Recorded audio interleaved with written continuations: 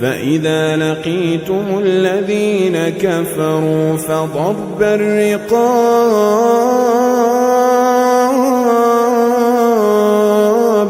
حتى إذا أثخنتموهم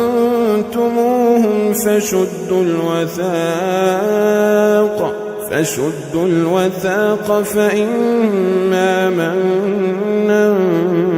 بعد وإما فداء حتى تضع الحرب أوزارها ذلك ولو يشاء الله لانتصر منهم ولكن ليبلو بعضكم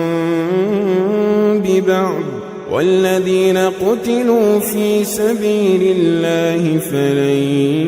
يضل أعمالهم سيهديهم ويصلح بالهم ويدخلهم الجنة عرفها لهم يا أيها الذين آمنوا إن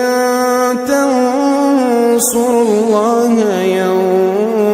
ينصركم ويثبت أقدامكم والذين كفروا فتعسا لهم وأضل أعمالهم.